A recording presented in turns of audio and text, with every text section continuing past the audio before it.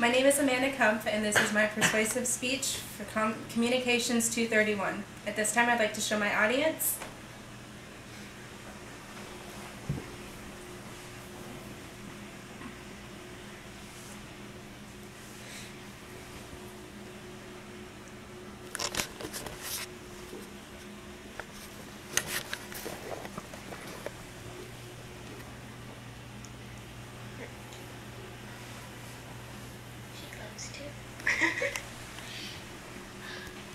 Good evening, and thank you all for coming.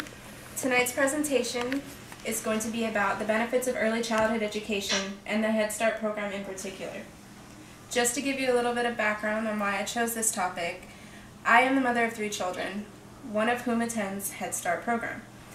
I am the parent representative for the River Commons Head Start program, where my son attends, and I am also the vice chairperson of the Policy Council for the Cumberland County Head Start program. And I have a passion for education, community involvement, and children because they are our future. I would like to recognize at this time that not everyone in attendance will benefit from the information I'm about to present, but it's my hope that you will take some of this information and share it with your friends and family who can benefit. And with that, I'd like to begin. There are 3 main points I'll be addressing tonight. Why there is a need for early childhood education programs, the benefits for those who utilize such programs, and what can the Head Start program do for you or someone that you know. Research has shown that the early years of a child's life, from age 1 to 4, are the most formative. It's when you're learning how to walk, how to talk, your numbers, your ABCs, how the things in your environment around you work, and how to socialize with not only children your own age, but adults. Early childhood education programs build upon these skills that you're learning and give you a foundation for later education.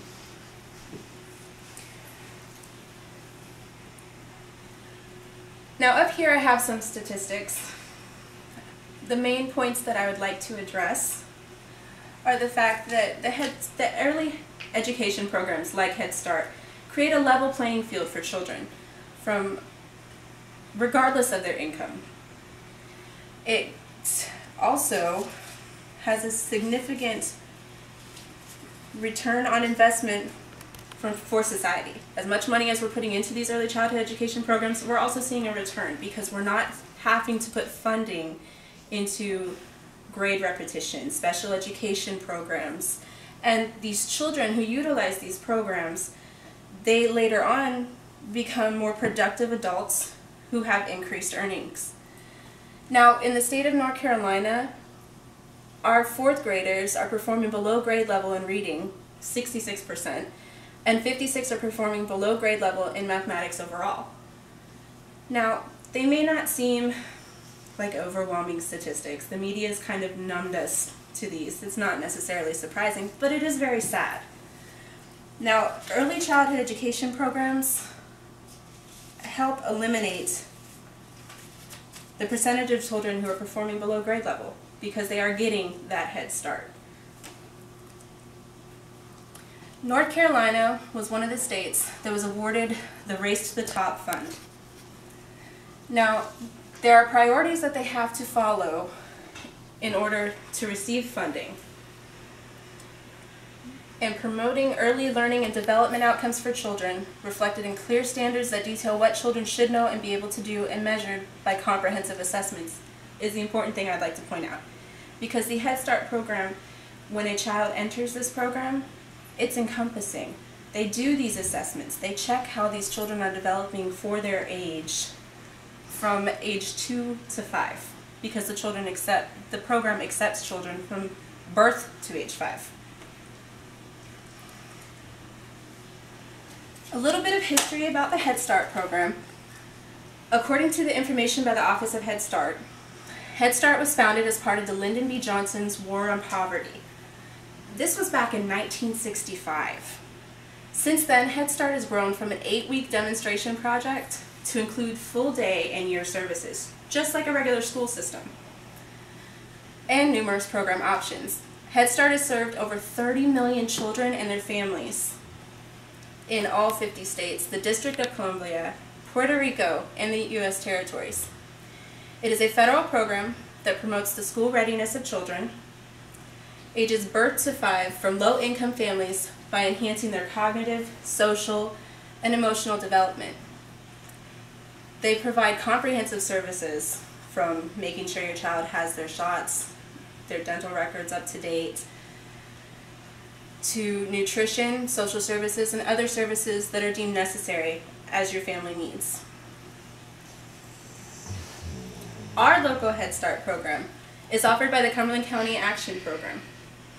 Our program offers services for 900 preschool-aged children. These individualized programs include meeting the needs of those with special needs. This program helps us discover if a child has a special need, a speech impediment, a physical disability.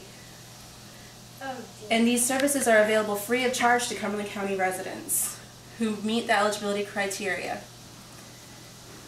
There is also a part of our program known as the Early Head Start program, which is where the birth-age children come into play.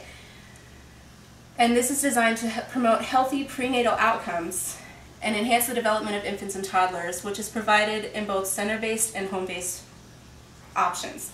What this basically means is they're starting to work on parenting, getting a parent involved from birth.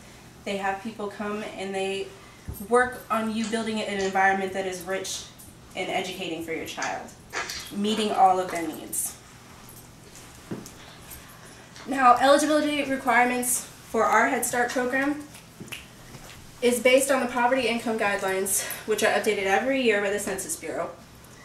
The Head Start family's income may not exceed that poverty line, but it is still worth it, even if you think you make too much, to try and apply and get your child into the program.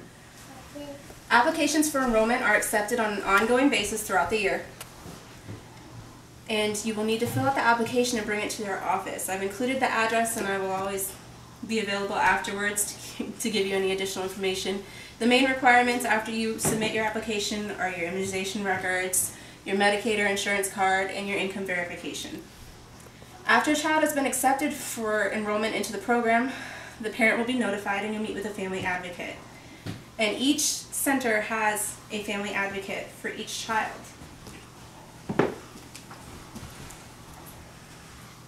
At Head Start, you're a family. And when I said it was all-encompassing a few minutes back, it involves the entire family. It meets all of your needs. If you need to find employment, they work with you on finding employment. If you happen to have separated from your spouse and you want to keep the father involved, we have Fathers and Friends of Head Start, where the fathers get involved in the child's life, regardless of distance. They make sure that there are opportunities to be involved. Just this past year, 917 families were served. 81% on average were single families, 19 were two-parent families, and 50% were unemployed. 158 children had asthma, 13 were overweight for their age, and 142 were not up to date on immunizations. And part of the requirement of being in this program is to have your immunizations up to date. So they're making sure they're taking care of the child, they're making sure they're taking care of the family, and they're building a foundation for education. They're also discovering disabilities that will later affect a child who is seeking further education, like speech impediments or developmental delays. So why is there a need for early childhood education programs? The way I look at it, it's kind of like your car. You don't start it up and drive right off on a cold winter day. You warm it up. You let it warm up. You maintain this car. You want it to last. And that's what you want to do with children. You want to give them a foundation to build upon, and you want to keep working with them and staying involved. And these PUTCH programs, with as encompassing as they are, they help a child from start to finish, and then our other education systems take over. So hopefully you will be able to take some of this information and share it with your family and friends and people who can benefit and get those applications in. And at this time I'd like to open the floor to any questions. And if we have to stop, we can.